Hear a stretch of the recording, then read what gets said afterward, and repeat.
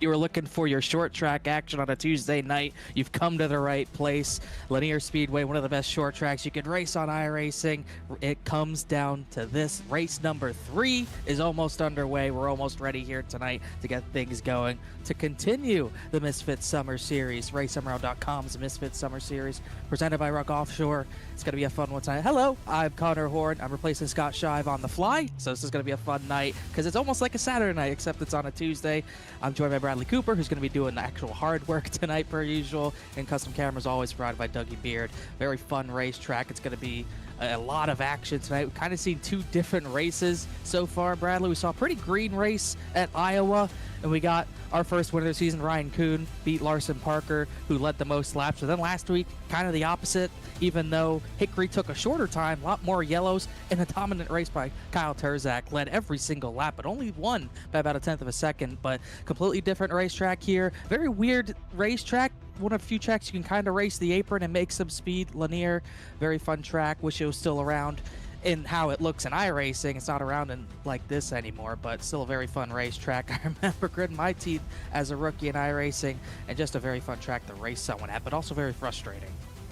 Yeah, very frustrating. And this track has had a lot of history.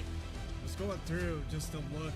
It was Caffeine and Octane Linear Raceway, Lanier Raceflex, Lanier National Speedway. It's had so many different names, but it was a dirt track in the early 80s. And Jim Downing, who invented the Hans device, our owner there, got this place paved in 2022. It was sold again to High Octane LLC. So this place has seen a number of changes. It doesn't exist the way it is here on iRacing today. But with its 14 degrees of banking, or 11 degrees of banking, it should be a pretty good short track race here today. Yeah, spent about 4 years as a dirt track. We have that configuration on iRacing as well, but everyone knows it as a pavement racetrack. Hosted, I believe, ARCA races, some Busch Grand National Series races as well in the 80s and 90s, mainly the 90s. But a very fun racetrack. Another track victim to just, how modern things are. Another track that I believe is gotten closed down as of the past year, but still a very fun racetrack. I hate to see it go, and we still have preserved in iRacing. And it's, like you said, very fun racetrack, very oddly fast racetrack, as we're going to get to the action very quickly tonight. Kyle Terzak gets another pole position, a 13.394. You're going to see fast laps in this 150-lap race tonight. He starts on pole, looking for his second win in a row. Maybe he'll lead every lap tonight. William Hale, trying to get his first win of the season, will start in the second position.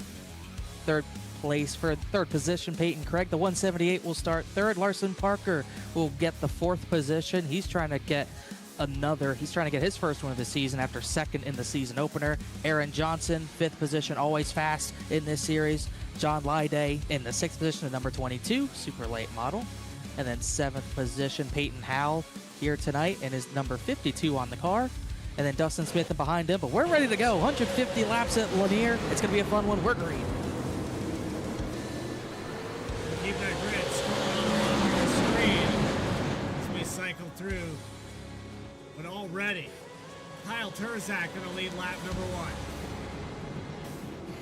Everyone trying to get single file through turns 1 and 2. Everyone's going to get to the bottom of the racetrack. You're going to be using that apron on the left side, I think, tonight, Bradley, just a little bit, but not for a long run. You're going to try to probably stay off that apron for the long runs, but you're going to see some drivers trying to get that car pointed a little bit closer to the apron of the racetrack just to get it turning a little bit better. Yeah, it's going to take a little while for this track. Of course, the race analysis not up on the screen just yet. No tire sets available in the pits. Open setup. So it is a run what you brung. If you use this car up early, as my trading pace decided to work just now, if you run this car too early and use this thing up, there's no second chance.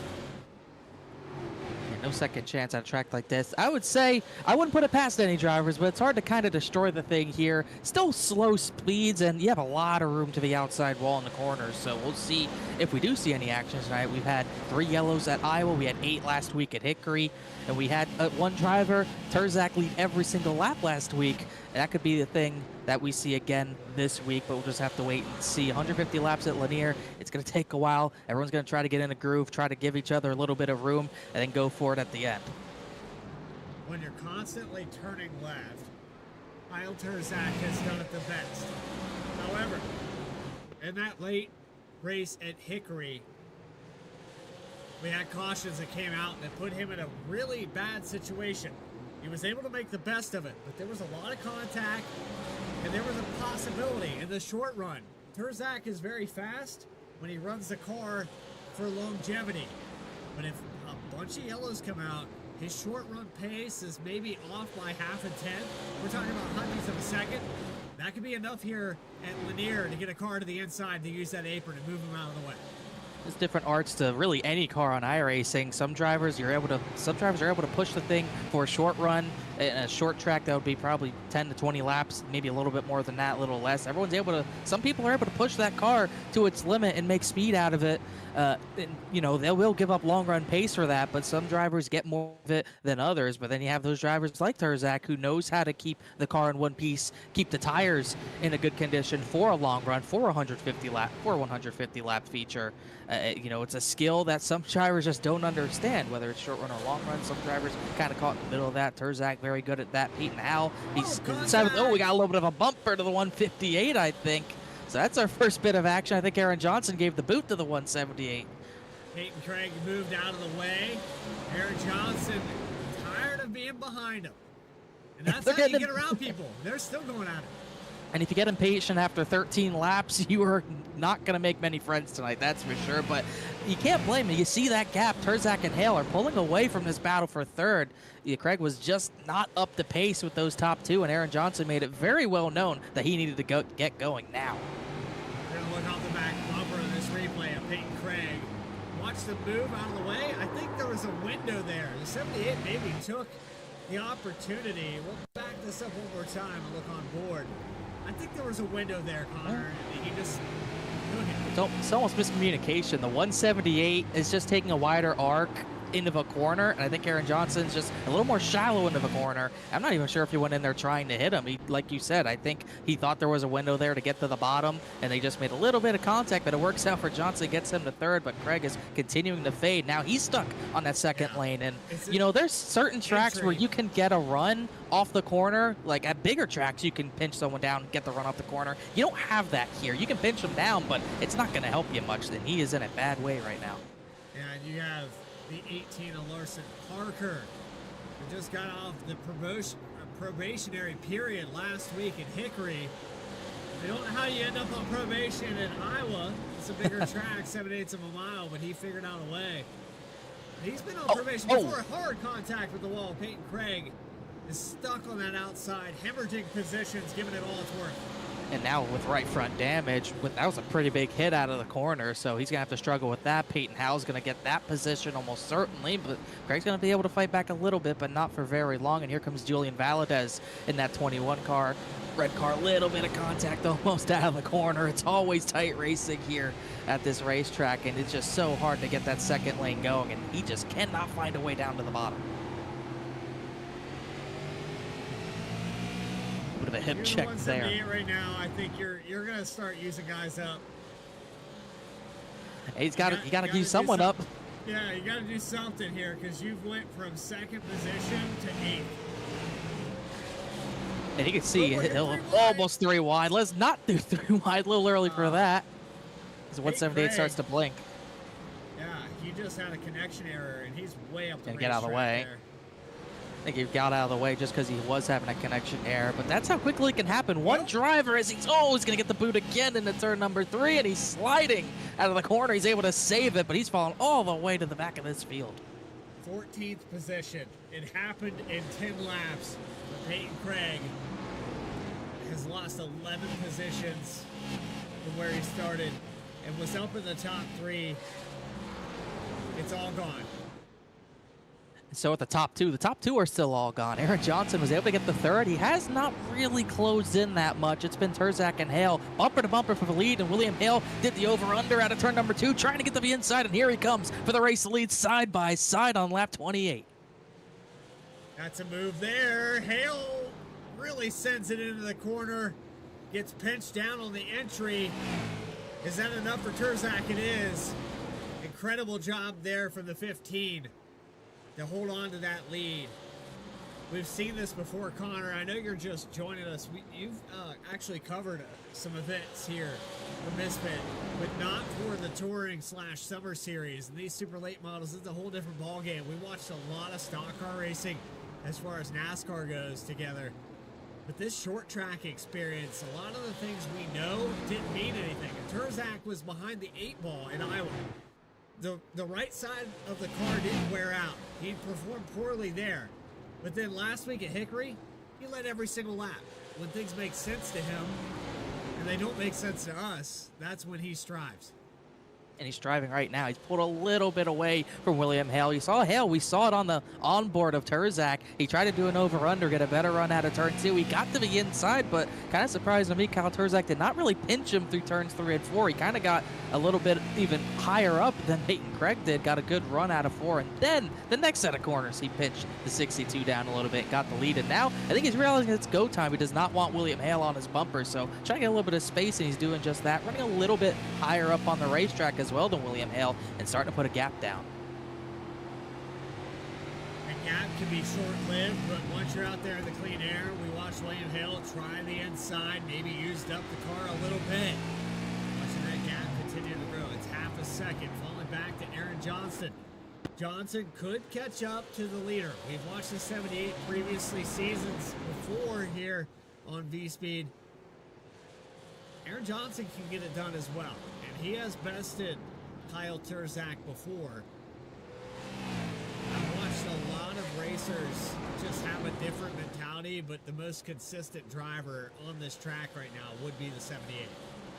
Certainly showing that right now. He's still a second behind Turzak, but it's definitely William Hale who's starting to drop off the race leader. Is that him saving tire? Is that him actually wearing his stuff out? It would be hard to believe he wore his stuff out that quickly. So my guess is that he's just sitting back a little bit, but we'll have to wait and see. Once again, still a long way to go. We're over 100 laps left in this race. All 14 drivers still in this race, from Turzak all the way back to Travis Owens, who's fallen back to the 14th position, as this battle's still going on with the 16 in the middle of it. I believe that's Trevor Ward, the 16. He's giving that spot back up to Peyton Craig. Peyton Craig back on offense after losing 11 spots, now only down 9. Went from 3rd to 14th, now at 12th. It is 1.5 seconds, though, to Will Vanover, who has a battle in front of him. It's John Leday in the 22 for the top 10. About as spread out as things can get at a track this small, but still bumper to bumper for that 10th position. And then Leday is in that position. I believe that's his first start of the season to not make a start in the first 2 races, and running in the top 10 so far. Right behind the 24, it's Kyle Adams, I believe. He's trying to catch up too, but a little wide out of the corner. Really hard to not push the car to the outside wall. You already see drivers with right front damage. I think even Adams has a little bit of right front damage. Obviously, we've seen the 178 get into the wall a little bit as well. You can see that damage right there. So, I think Ward got into the wall hard, had a turn 2. He's going to lose even more time. Ward's starting to struggle a little bit. That's what we talked about with these open setups. Connor, we do a lot of fixed setup racing here on V-Speed. So to see a league that's, you're in charge of the setup.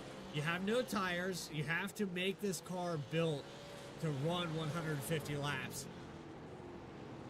It's so difficult, especially in a car with this much horsepower. Super late model. All of these basically short track cars are a different animal. And so tire wear, it's hard to interpret what information you're getting. A lot of these guys rely on the telemetry, and they go in and they plug in, they'll sit there and try to exploit basically what iRacing's telling them. But that's only good if you can run a full run at this place. Who's turning 150 laps to figure this thing out? That's what matters. What matters is time and people when it comes to setup testing. You know, if you have a lot of time on your hands, you can run lap after lap, run after run, stuff like that. Make a bunch of changes, do another run, stuff like that. It matters so much when it comes to open racing and anything, as much as it does short track racing as well. But then the people, if you're just testing on your own, it's hard to tell if you're making speed up or the track's getting faster, depending on the conditions you're testing in. Was I only faster because of a cloud, or did the or did the changes I made actually matter? That's tough to gauge if you're only doing it on your own. Anyone who has people in their corner, testing with them, possibly teammates, stuff like that, that's when it becomes a whole lot easier when you have people on your side testing with you. I think that helps a lot more than just having a lot of time on your hands. And a lot of drivers, Terzak definitely got it right. Hale has started to pick up the pace a little bit. Aaron Johnson, I think, has started to fade a little bit. So your top three has stayed the same, but the Maverick 7's heating up. Julian Valadez in that 7th position, trying to fend off Dustin Smith in the 33 with the 24. Kyle Adams back there as well. But really a two-car battle. I think Valadez is either trying to run way up the racetrack or giving up the spot. No, I think we're finding a new lane tonight at Lanier, trying to get that upper lane worked in. Now he brings it down to the bottom. Here comes Smith down to the apron, but he couldn't quite make it work. You said a new lane, and I saw the 33 take the apron. That might be the first time I've seen that today so far in this race. All the way down on the bottom, got the car to rotate. Still working the inside. I'd like to see that again. If the 33 could just touch the apron a little more. It got a good run. There it is again. I think he's all the way down this time. Really buries it into the corner. You're seeing who wore their stuff out and who didn't. The 33 is able to keep it lower on the exits of the corners. That's paying off right now, but that pass so hard to make. Trying to get to the inside of Valadez. He's there. It's just so hard to complete that pass if they're not going to give it up, and you know Valadez is not going to give it up without a fight, and he's getting pretty good run off that upper lane. I won't call it the outside lane. He got 4 lanes he could use even further up, but I think this is a losing battle. Here goes the 33. He's up to the 7th position. That might be the first organic pass that we've seen without a mistake. 33 gets around. Position gain, now up 1. Peyton Howell will be the next one in line.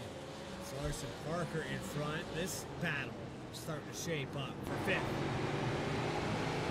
Race Howell every Thursday. He's very hard to beat, and most of the time the long runs are where he strives. I actually beat him on a long run last Thursday, though. It's a very rare thing to happen. He's so good at what he does, always in the number 52. He'll be the number 1 on our ticker. He'd rather be number 1 at the end of the race, but a lot of work to do if he wants to get there. He's back 5 seconds of Kyle Terzak, who is still leading this race, but he is a little bit faster right now. I believe he's trying to battle with Larson Parker, runner-up in the first race of the season, but not quite the pace that he needs right now. 2 Camrys going to battle.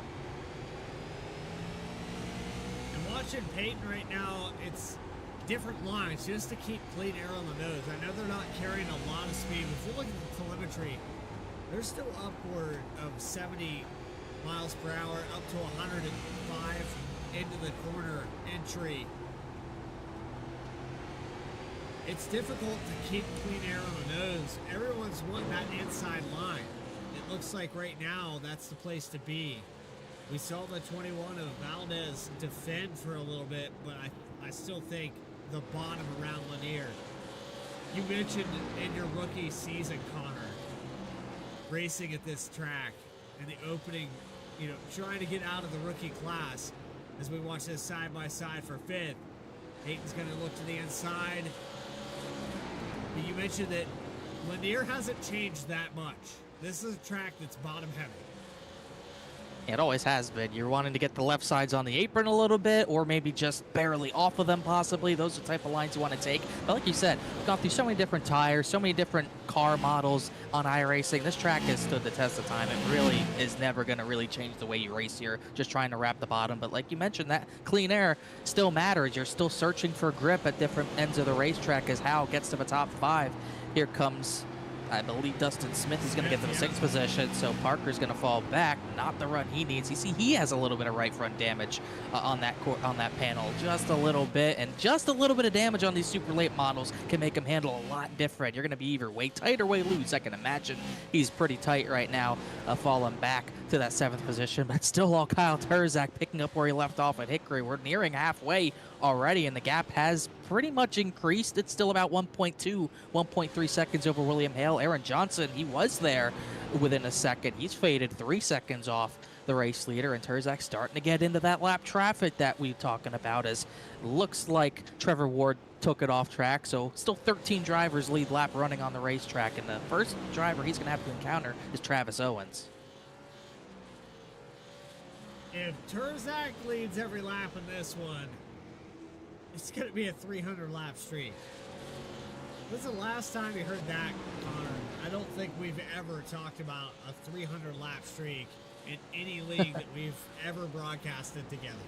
The only time I can think of it is in the real world when Jeff Burton, I think, led every lap in New Hampshire, and that was almost 30 years ago, and you don't see this often. But one thing you are starting to see, take a look at those rear rotors into the corners. You can see who's using a lot of rear brake and who isn't, and Turzak is using a lot of rear brake. You usually see the front rotors glowing. I don't know about usually seeing the rears glow, as you can see him on the 18 of Larson Parker as well. He's another one struggling, probably a little bit too tight, and it's a tight setup. You know, a lot of speed with the super late models. You're going to be on the right front naturally, so to counteract that, you're going to see a lot of drivers kind of running that, you know, that brake bias as low as they possibly can, or at least low enough to where they're not wrecking into a corner. But you're seeing who's got a lot of rear brake in it and who doesn't.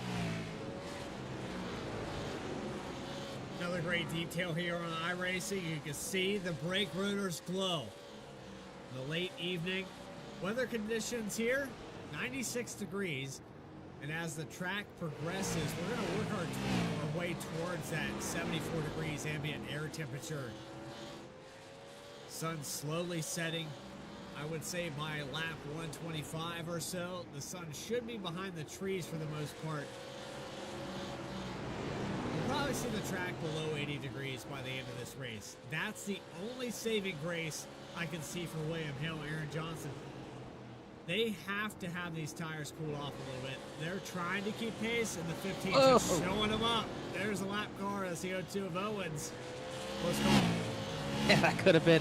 You do not want to damage that right front if you're the race leader, because it seems like you lose a lot of speed if you hurt that right front, as Parker's fallen all the way back to 8th with that damage. Kyle Adams has gotten by him for that 7th position. He continues to fade almost to the back of Julian Valadez. This is probably the closest battle we have for position on track.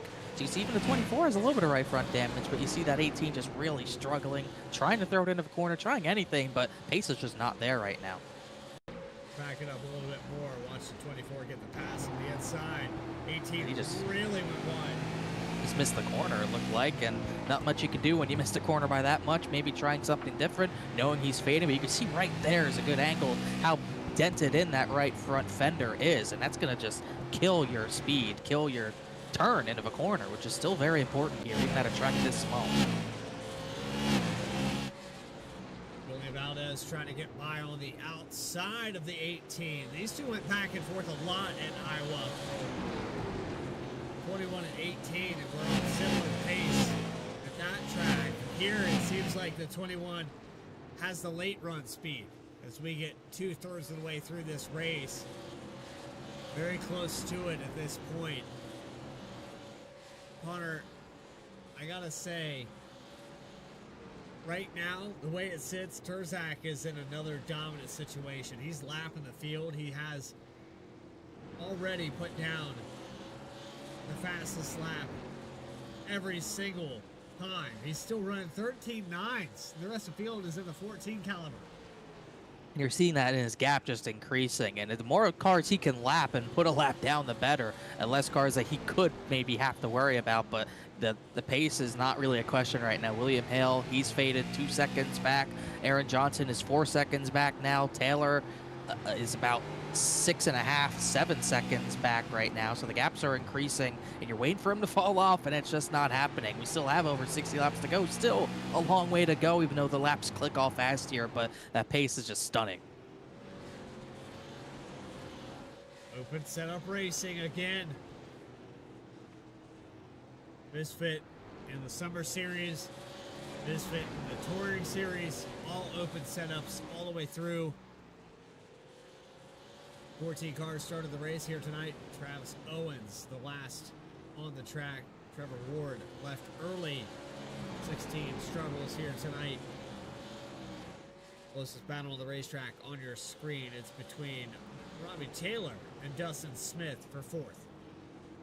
And Taylor's another one who's kind of faded a little bit here, while 33 Dustin Smith has been pretty fast on the long run. You could see the 66 doesn't want anything to do with that battle. He's just gonna let Dustin Smith go for that 4th position. As you can see, the 66 fading a little bit. 33 has some good pace right now. Caution free so far. I'll make mention of that as well. With every lap that Turzak has led, remember last week, if you tuned in for Hickory, it was caution-free for a lot of the start of that race. And halfway through, we had a yellow, and we're still working on it. We're still working on it. 33 still working on keeping that car under him. You saw him really have a big wiggle. Getting air loose is still a little bit of a thing in these super late models. You can see him really wiggling entry to center, especially in turns number 3 and 4. He got to the 4th position, but Taylor's still hounding him all over the bumper, and here comes Peyton Howell looking for a top 5. One peek to the inside of the 66. The 52 on the door of that car. And Howell waiting for him to make a mistake in front of him. You don't want to burn off everything you got right now. It's a 33. I'm worrying that he might be doing that, really just lighting those rears up off the corner. Oh. Well, we're going to have to take a quick break because iRacing decided that it didn't want to be a part of this anymore. So we're going to just take a little commercial break, and whatever that crash was, we'll be right back.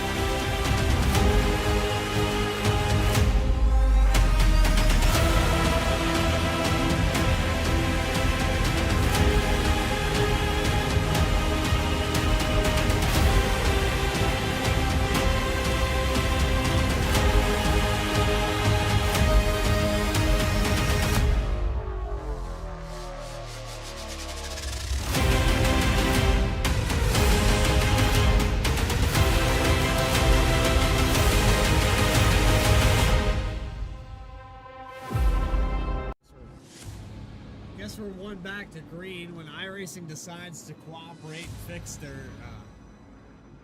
broadcast, you know. Not sure where the caution came out, but we're back here on B-Speed. A yellow came out as the entire sim crashed. Not only did we have a crash in the broadcast, we had a crash on the racetrack. That brings us back into green though. Only caution of the day. Where's that going to pick up right where he left off like it never happened? Take the outside line for the restart. It's going to pin William Hale to the bottom. Peyton Howell's going to get a pretty good jump on that outside lane, looking for the runner-up position. You also have Aaron Johnson looking in the background. Looks like Robert Taylor might have been involved in that yellow. It's unfortunate that we missed that at a poor time, but the fact Taylor's gone to the back of the field makes me think he had some involvement in the yellow, as William Hale got a little loose out of turn 2, went to the bottom of the racetrack, and I believe has just dropped out of a session himself, possibly. So Hale goes from running second position to maybe out of this race. Peyton Howell's found himself in second. Aaron Johnson third. Ballada's fourth. And Smith is up to fifth. Dustin Smith, P5. The late caution like that coming out. And I apologize for not having the replay on that. The sim crash at probably the worst possible time here this evening. Got back into it really quickly. I mean, what was it? Less than a minute, probably. I got back in here. Whatever it was a hiccup, and unfortunate it happened where it did. I would really like to know. I think it was the 178 of Peyton Gray that had the problem, but I can't confirm that. I just know that my telemetry in the session events, we go all the way to lap 41, and then there's a void there for about 3 or 4 laps, and I don't know what happened. Either way, like we mentioned, a 66. Remember, he was running in the top 5, and all of a sudden he's now at the back of this line, trying to get back up through the field. He's back up to 9th. is Robert Taylor. He was running a lot better than that. Started really near the back of this field, so could have been him involved as well. But the battle's for second right now. Aaron Johnson, Peyton Howe side by side for the runner-up spot.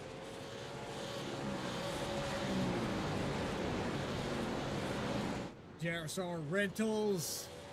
Of course, we got the belts here from Molly and Misfit Productions. Always doing a fantastic job to bring this coverage here to you. You are watching the Misfit Summer Series, season number 3 on V-Speed.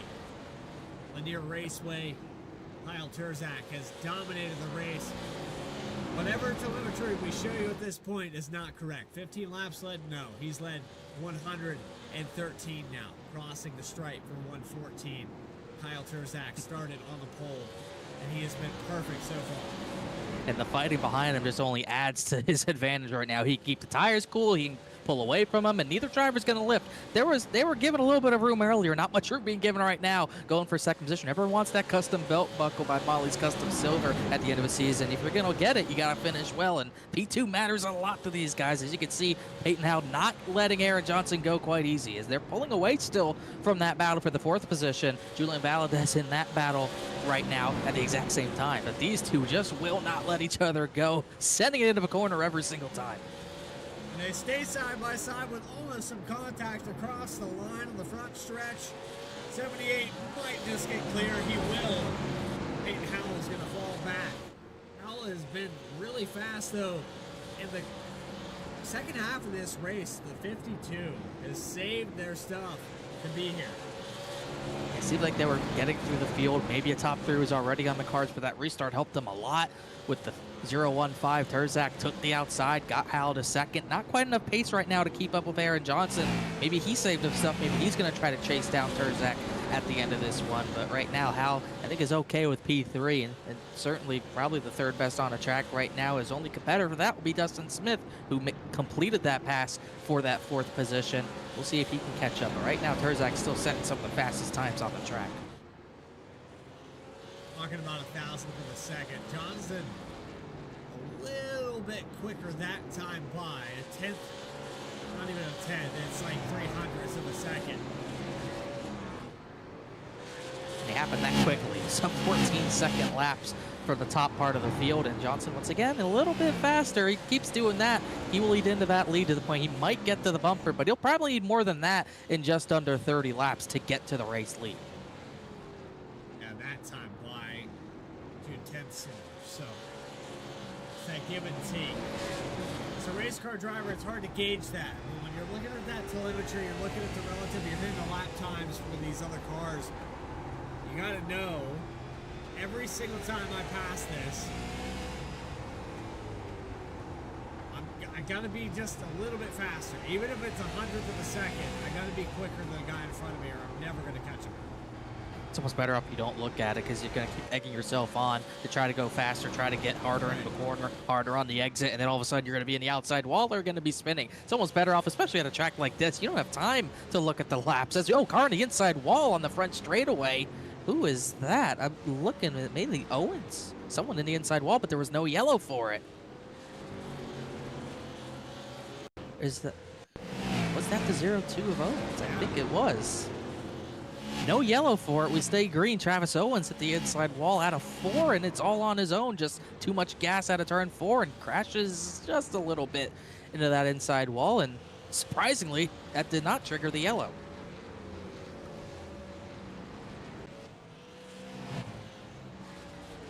We're going to stay green. He's going to be able to continue in 12th. There's a lot of spots lost and a lot of time lost. 2 laps down for Travis Owens. Terzak coming up on the 0-2. Let's say within a couple seconds to catch up. There's Owens going into 3. He's come out at the back of the field again. Not sure if Terzak will catch anyone, as couldn't tell. Almost looked like he hit the outside wall again, but Terzak's pace is still not wavered. Aaron Johnson, when he makes gains, they're not big enough. Johnson's saved a little bit for the final run of this race, but not quite enough at this point.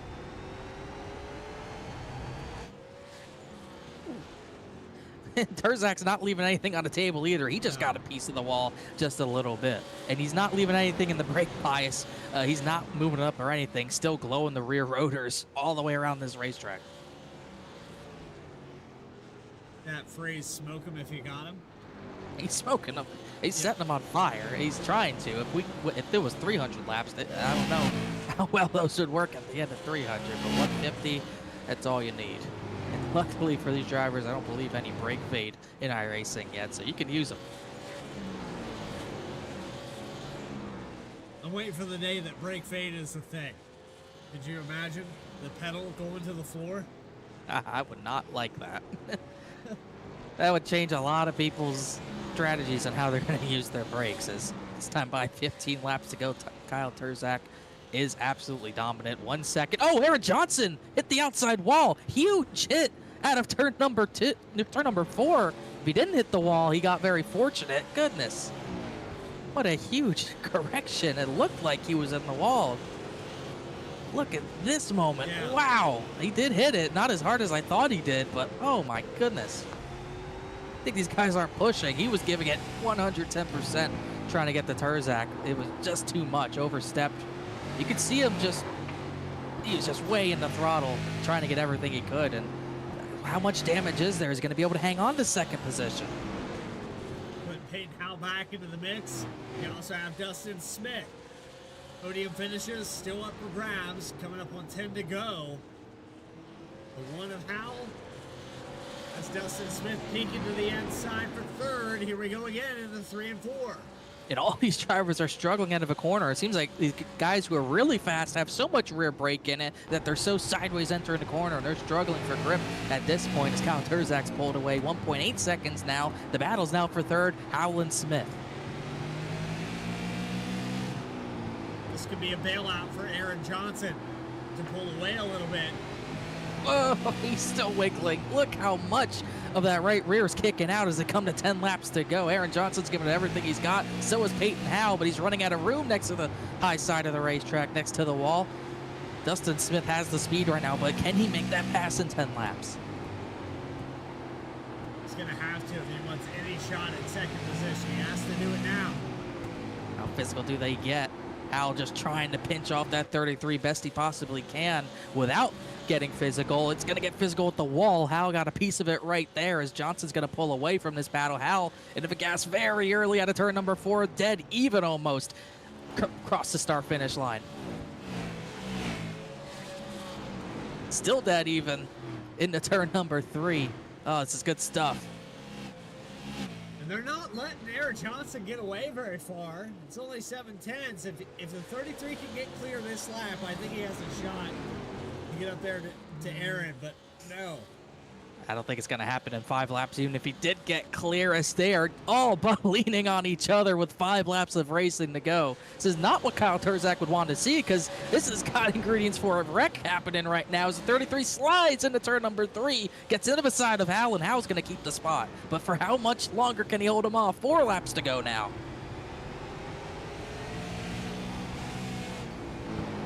He lifted out of it. Howell's going to clear. Does he use the bumper? Gave him the boot just a little bit. Travis Owens, little lap traffic, maybe using as a pick. Couldn't quite do it.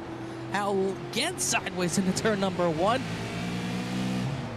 Who's going to get that 3rd position? This is the battle. This is the closest battle on the track. It's all behind Kyle Terzak, who has led them all tonight. Howell gets clear for that 3rd position. Dustin Smith will have one more chance at him, but white flag is going to come out one more time around Lanier, and it's been literally perfect for Kyle Terzak in the 015 car. Got the pole, led from the start. He's going to come through turn 3 and 4. Absolute perfection, not even close. Kyle Terzak will get another victory in the Summer Series. Second's going to go to Aaron Johnson. What a battle that was for the 3rd position. What a short track battle that was, but Kyle Terzak was above everyone in another league tonight. And Peyton Howell's going to get that 3rd position.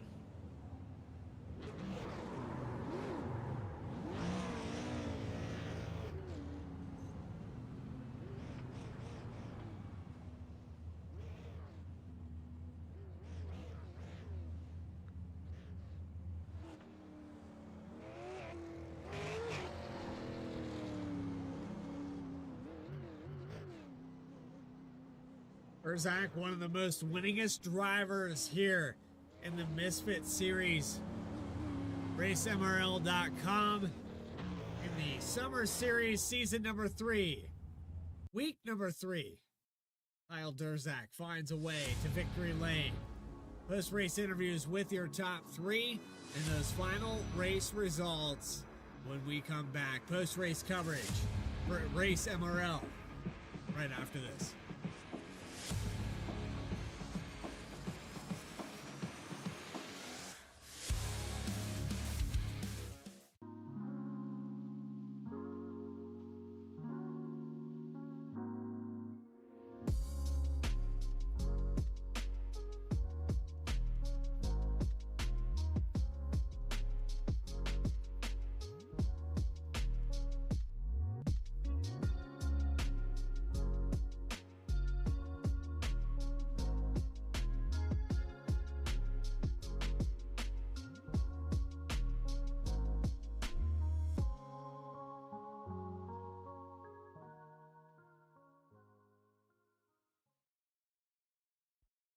Racing isn't easy, but experiencing it is. iRacing puts you in the driver's seat with the industry's leading sim racing game. Drive on laser scan replicas of the greatest racing circuits from around the world. Go head-to-head against other drivers chosen by skill-based matchmaking to ensure competitive racing at every level. Compete across all your favorite series in officially licensed cars engineered to deliver the most accurate driving experience possible.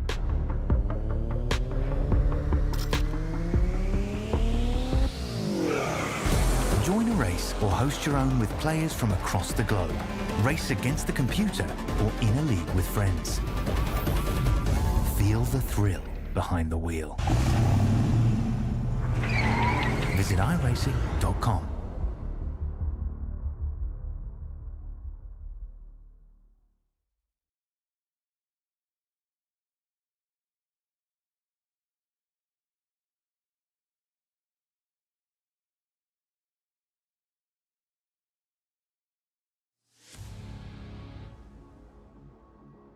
The Misfits Summer Series officially full in swing after race 3 is completed. Kyle Turzak has led them all for the second straight race. He has swept the month of June as we head towards July in just 2 hours. RaceMRL.com Misfits Summer Series presented by RUK Offshore belongs to Kyle Turzak in the early part of the season. No doubt about it. Only the one yellow. Unfortunately, we don't know what the cause was. We have our guesses, but only the one yellow in a relatively clean race, as Kyle Turzak leads them all. All 150 laps belong to him tonight. The dominant winner, Aaron Johnson, holds on after contact with the wall and really a near-death experience when it comes to iRacing. Incredible save. He was able to hang on for second, and Peyton Howe was able to hang on for third with an incredible battle there at the end with Dustin Smith. Fourth goes to him. Smith ends up fourth. I'm sure he wanted more, but he just couldn't quite get enough. Adams is going to end up in the 5th position. Kyle Adams, the 6th of Lide. The 22 ends up in the 6th position. Julian Valdez ends up in the 7th position. So that battle for 5th was pretty close at the end, but the 24 came out on top. Valdez 7th. Vanover in the 8th position. Will Vanover. Peyton Craig, who had a struggle at the start of the race, fell all the way from 3rd, really, to the back of the field. Ended up with the top 10, though. And then Larson Parker, the big surprise, runner-up at Iowa, really struggled tonight and ended up in that 10th position. 11 spots going to go to Riley Taylor. Travis Owens will finish in 12th. William Hill, 45 laps down. Might have been that caution that we saw on the 62. And Trevor Ward with an early exit, 153 laps down. I don't think that actually paints the picture because he was actually on the racetrack here. So my telemetry a little bit broken there at the tail end of this race. And I apologize again to everybody at MRL. We did our best. I don't know what the crash was. I went all the way to desktop. It's not very often that we have that here on V-Speed, so it's kind of hard to pinpoint what caused that other than I had an update. So, you know, we're all one update away here, Connor, from completely falling on our faces. What I can say, though, is we have a top 3 to talk to. And I think you've caught up in victory lane with our race winner, it's going to be Kyle Turzak with 300 laps led over the last 2 weeks. And he swept the month of June. He literally led every lap in the month of June in the summer series. Kyle, incredible race from you. Started on the pole, really never looked back. Your closest battle was with Hale at the beginning when he got there inside, but after that you just pulled away and had a big gap. What did it seem as easy? Did it look easy, or was it actually easy, or was it just looking easy and it was just really tough? Because you were still fighting the wheel a little bit from what I saw. Yeah, these cars are never easy, and this series isn't really easy. So, honestly, I was just at the beginning there. I was kind of riding because we had a lot of laps there, and track was kind of hot tonight, so kind of backed it up a little bit. And with there's a new aero update with these cars, so if someone gets on your back bumper, I mean, you have no grip off there. So, Hale got to me right there, and I just had no traction off, and he got to my inside, and then I built a pretty decent gap. I kind of realized I had to get a gap just to not get that arrow loose. So that was my key factor right there, was just getting out there and managing the race really. So running this car is good practice. Obviously this is the hardest car on short track right now. So glad I can be out here and be really competitive and beat such a good group of guys. I saw the top side came in there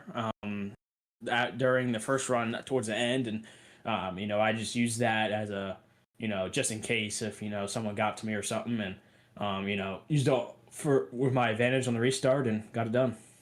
Yeah, I was about to mention that as well. We saw some drivers running way up. Saw some drivers get a little bit of the apron, but not very much. But the track definitely evolved. Were you surprised how much it widened out from your perspective? To a degree, I feel like now with the new dynamic tracks and whatnot on iRacing, these cars actually widen out a lot. I mean, you see at Southern National, we're almost in the third groove at the end of the race. It's really cool, and honestly, it's really hard to pass when it gets like that. But it's cool that it like moves around and like that and stuff. So, props to iRacing for giving us a track that can do that, and hopefully I saw in my mirror Aaron and Peyton in the background. They had a really good battle back there. So that was a lot of fun to watch, and had a lot of fun in the car tonight for sure. You've had a lot of fun the past two races, dominating last two races, led 300 laps in a row, something like that. But mostly a short track series. But next week, I believe we go to the super speedway in Nashville. What on earth are you expecting there, and how much can really anything from tonight translate besides maybe the high temps, possibly? Um, Honestly, I don't even own that track yet, so I haven't even turned a lap there ever. So that should be interesting. I'm gonna go in there because Iowa was our first race, and honestly, I'm just gonna go with the same mindset I had there and just survive. Honestly, um, I feel like these two races definitely played in my favor.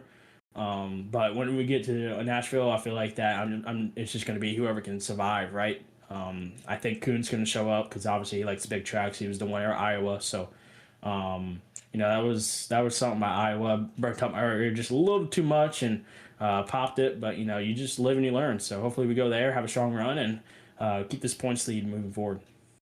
See if that points lead can grow next week. Should be a fun one. Kyle, thanks for talking to us. Anyone else you want to shout out or thank? Yeah, I want to thank Alex for putting this on. Great league as always. You guys for the broadcast. Archives up shop. Ryan Kuhn for up. He's out of town right now, or he's in Oxford, but hopefully he's watching. Probably not, but he got a brand new race car, so congrats to him. I want to thank 918 Wraps for the Matt Black 15 tonight. Matthew Designs for real life stuff. Misfit Productions for real life stuff. Hot Shot Photography, best iris and photos. Turzak Rayton on Facebook, and everybody's watching back at home. So far in this season, you are the king of a short track. But Kyle, thanks for talking to us. Congratulations once again. We'll see you next week at Nashville. Thank you, fellas. Thank you. That should be a fun one. As long as it is the actual super speedway. I've never seen a super lit model race there. Those are going to be the high speeds we see all season for sure. Yeah, and Iowa was probably the biggest track that they've been at, Connor, since I've been broadcasting this league. I think they went to Richmond was one of the other ones, but Iowa started off the season. It kind of threw me off because I'm normally on the element of I don't know what I'm talking about most of the time when we come to these tracks. And when we go to Iowa, I'm thinking, okay, I know that there's bumps in one. I saw a lot of people struggle. And then on top of that, anything I knew about the racetrack didn't really comply because they had right front issues and right rear issues the whole race that just didn't make sense to me. They were popping tires and there was pit stops which we don't see here. There was just so much going on. I think that if you're Aaron Johnson right now, who I'm pulling up into the booth, Aaron is probably the Mac man. And I gotta say, I think you need to put the mac and cheese noodle back on the hood because right now it is a very weird scenario to not see that car. Slash, we're going to big tracks this season. We've already talked about Iowa. Now we're going to Nashville. You're very fast here, but just a little bit short. You were wide open and hanging that thing out there, but this car just looked like it was a handful all night. Oh well, uh, I had something go wrong with my wheels. I don't know when it happened, but apparently something went wrong, and next thing you know, I started racing with 18 Newton meters. 18. So basically, if you wreck, your thumbs are gone. Yes. So that mac and cheese noodles. That's all I can go back to. Easy mac on the hands. Yeah, that's what it feels like right now, for real. So I don't know Well, if I could have tracked him down or whatever, but yeah, I tried. 18 Newton meters. So all that torque and all that power. Let's talk about the worst case scenario because this racetrack, you're constantly turning left the whole time. Like you have 0.1 second to hit a straightaway and get up to speed, and then you're going from 101 down to 78 miles an hour again. Yeah, yeah. It's not fun. Would not recommend to nobody. I think it's incredible, Aaron, that you were able to still get a podium out of that top three finish. You started a little bit deeper in this field. You raced your way up there. You were one of the most consistent drivers in both the touring series in season 2 and the summer series. Just take us through your race, though. What was your approach to get out here on the track tonight? Tonight I was just gonna plan on saving tire and try to be there at the end. I knew if it came down to a long race or whatever, I could have had something for Terzak, but with me having issues like I did, I just tried to limp it home. I wasn't worried about trying to win the race or whatever. I'm just trying to stay where I'm at, try to get a good finish. But other than that, I feel like the car was great. I just needed more time. Well, and I apologize for it a few times here tonight. Can you tell us what that caution was for there? It was about the lap 100 mark where everything, or actually, I think somewhere around the lap 60 mark. I can't remember now, but it was pretty deep into this race where iRacing just crashed to death out. What happened out there on the racetrack, and did that caution kind of help put you in a better situation? I mean, not really. I mean, I feel like I should have probably chose the top when we did the choose or whatever, and I maybe could have got closer to Terzak than I was. But you live and you learn. You got to make. So I don't know. We'll see. We'll try to come get him next time though. Nashville Super Speedway coming up there, the 1.33 miler. Biggest track, I think, that we've seen here in the Misfit series. Anybody you want to shout out there, Aaron, for the podium finish? I gotta thank Ryan Coon and all he does over at RKM Setup Shops. Kyle Adams for putting on all of this. You guys for broadcasting. Corey Vody for this wrap for my car. Man, I just trying to just thankful to get a podium this time. Got a podium, clean finish, great race.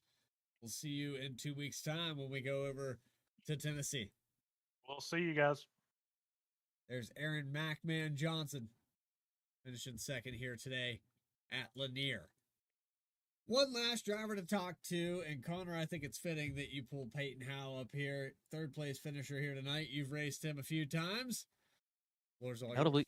I notably beat him last week, and I'm happy about that because I usually don't beat Peyton. But decent run up through the field for you, Peyton. Ended up barely holding on for that third position. How you seemed like you were on edge on the right rear. How much rear brake did you have in it? Because it seemed like you were maybe one of the most aggressive on that front. I moved it back a little bit at the start of the race because this car's weird. I'd been trying to relearn it over again the past couple weeks, and I think I put a little bit too much rear brake bias in it, and I moved it back forward, and we were just loose on entry. We that's our problem that we have in this car is we just can't figure out how to get into the corner, and it's I felt way more comfortable just running the middle because every time I try to shoot down to the bottom, felt like it would just get really bad on the right rear, and it wanted to spin. I about self spun above Aaron right after that restart, and yeah, we just got to work on getting better on the entry. It's only two of us, me and Julian, so we just been trying to figure out how to keep up with these RKM guys, and yeah, it's a little sketchy on entry sometimes. It looked like it. You weren't the only one, but you're talking about loose on entry, mainly at the short tracks. We go to complete opposite next week at the Nashville Super Speedway. Not going to be completely the same on entry there. You think that might be a track maybe good for you, Julian, evening the playing field a little bit in certain aspects? I think it could be just based on having all the NASCAR experience. I don't even know how to translate. I've done maybe 3 laps just trying to see what it would do. So we'll see. We'll put in the work for it and hopefully have a decent shot at trying to compete next week. I know we could not keep up with Terzak tonight. I was honestly afraid if that race went green that we were going to get lapped. So I'm just honestly happy to finish third. Based on what we saw, I don't think you were going to get lapped, so I think you were good in that front. But yes, he was very fast. And you mentioned, we talked about it earlier in the race, having teammates when it comes to these types of open setup series are important. You and Julian obviously work together pretty well. How helpful really is it to have at least one extra person in Julian to be able to lean on, or he can lean on you and work together setup wise? I mean, it's way better than just being by yourself. I kind of wish we'd have a couple more people to work with, but I mean, it seems like everybody's on a team, so you're not really gonna find anybody. But yeah, definitely helpful. Julian knows a lot more about what to do with the setup to make it faster, so I'll bounce ideas off to him, and he'll put it in there, and we just work as hard as we can with the late model stock and the super now since all the road to pro stuff is over, just trying to find speed, and I think we're finding something. It just takes a lot of time, but having him's great because he knows what I want. Even if I say it the wrong way, he knows what I want and what I need, and he'll make it happen. He's certainly done a good job so far. He's up in the top 8 in points, I believe. But a good run for you, and I believe your first start of the season. Peyton, thanks for talking to us. Anyone else you want to thank or shout out? Yeah, can I thank Julian for the fast setup tonight? The Premier Racing Setup guys, you can use code ROCKET15 for a discount code at Premier. 4WOD Performance, Icon Apparel. I saw that you asked Bradley, that is Martin Sports. They do shirts, hoodies, hats, sim racing gloves, whatever you need at iconapparel.com. Nerditudes, Unrivaled Innovations, Dark Fusion Systems, and y'all for putting on a broadcast, and William for putting on a league. I hope we can get a couple more people here next week. We'll have to wait and see. You might have been one of the most out of control, but you're one of only 3 drivers who finished in the top 3. You weren't the only one out of control, but a good P3, Peyton. Thanks for talking to us. See you next week at the Super Speedway. Yep, thank you. Well, that was certainly a fun one. Fortunate about the hiccup, but the one good thing is about we didn't really miss any good action on the racetrack when that incident happened with you, Bradley. We didn't really miss anything. Saw a lot of good racing, side by side action, and some sliding action. Was surprised to see how many drivers were sliding out of the corner, especially at the end. But a very fun race, and ultimately Kyle Turzak is the guy to beat in this series right now. Yeah, at short tracks, that's the guy that you want to be. The 015 absolutely did a fantastic job. And when you talk to some of these guys, it's kind of weird because it's full circle for me. Worked with Martin Sports, Icon Apparel, got to interview Peyton Howell, who has that plastered all over the hood. It's weird how iRacing can be such a big community, but at the same time, you meet people that you've worked with before. And so that was pretty neat to talk to him, and you race with him in other leagues, so you know the guy. It's kind of surreal, but we do have more racing to come up here very, very soon. Next week, Nashville Super Speedway. Actually, 2 weeks from now. That'll be after our 4th of July. Gonna go all the way to July 14th for this one. Schedule up on your screen. I say, it's a very unique schedule. You go to tracks that are less than a half a mile, and then you go to a behemoth. Comparatively, this is a super speedway. This is the first time I could say it's a super speedway compared to what they've been running. The super late models for sure. I believe the 7th next week for Nashville Super Speedway. At least that's what it says on the schedule. I have to wait and see. Still wait and see what that mystery night is. We'll have to wait and see. I'm excited to see what that may or may not be. Maybe it's a road course. That's my bet. It's going to be a road course. And we go into August. Five Flags, Phoenix, Oxford, Nashville Fairgrounds is where we will end the season. 200 laps in the middle of September. Obviously, remember the $100 bonus to the halfway season points leader, but it should be a fun one next week at Nashville Super Speedway. And I agree with you, an actual super speedway for these cars for sure. Plenty of action on V-Speed. That one next week. We're off this coming Saturday for Saturday Night Racing League. We'll be back in 2 weeks' time with that. I believe there's racing on right now with the IndyCar series on V-Speed right now. So if you want to after this, you can switch over to that. But been a fun one tonight on the fly. Thank you, Bradley, for having me. Scott Shive, happy to fill in for him. He will be back hopefully next week at Nashville Super Speedway. But until then, we'll see you in a little bit of time. I'm Connor Horn with Bradley Cooper. Thank you guys for tuning in tonight for a great race on V-Speed here at Lanier. Congratulations to Kyle Turzak. He has dominated tonight, led every lap tonight at Lanier. Can he do it next week in Nashville? We'll have to wait and see. Thanks for watching, guys. Y'all have a good night.